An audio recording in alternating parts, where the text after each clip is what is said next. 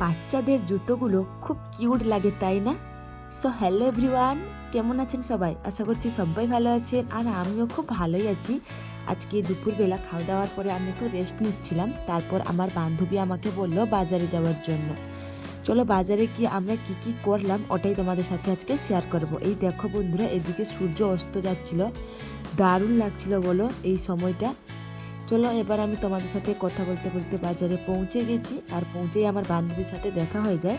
তারপর আমরা দুজন 2 প্লেট চটপটি নিয়ে নিই। আর ওর বেবিটা দেখো, ওগুলো ওকে খাওয়ানো যাবে না যেহেতু ও ছোট বাচ্চা, তবে ওগুলো খাবে। তারপর কিছুক্ষণ পর ও তার মায়ের কাছ থেকে ওই চামচটা নিয়ে নিল। তারপরে কি ঘটনা ঘটলো দেখো বন্ধুরা। যেহেতু ছোট বাচ্চা, প্রথমে চামচটা নিয়েছিল, আমি বুঝতেই পারিনি যে ও ফেলে দিবে। কিছুক্ষণ ও নাড়ছিল ওই চামচটা থেকে, তখন আমি ক্যামেরা বন্দি করতে পারিনি ভিডিওটা। তারপর দেখো, যেই আমি ক্যামেরাটা ধরেছি ও তেমনি সব ফেলে দিয়েছে। দেখো নিচে ফেলেছে কিছুটা, ওর মায়ের হাতে অনেকটাই ফেলে দিয়েছে। ছোট বাচ্চা তো বুঝতে পারেনি, তাই ও খাবে বলে ভাবছিল, কিন্তু ওর মা তো ওকে দিচ্ছে না, ওই জন্য সে ফেলে দিয়েছে।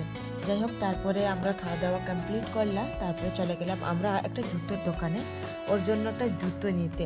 যেহেতু ছোটো বাচ্চা সবসময় নিচে হাঁটে, নিচে নামতে চাই ওর বেবিটা, তাই জন্য ওর জন্য একটা জুতো নিতে চলে গেলাম আমরা। আজকে ওর মনটা খারাপ আছে, ও আমার কাছে আসতেই চাইছে না। এই দেখো, প্রথমে এই বেল্ট দেওয়া জুতোটা দেখছিলাম, কিন্তু বেল্ট দেওয়া ওর পক্ষে একটু টাফ হয়ে যাবে। তারপর দেখো এই শুগুলো দেখলাম বাচ্চাদের, কি সুন্দর দেখো লাইটিং শুগুলা। তারপরে এই শুটা ছিল, তারপরে আমরা এই শুগুলোই চয়েস করলাম, নিলাম।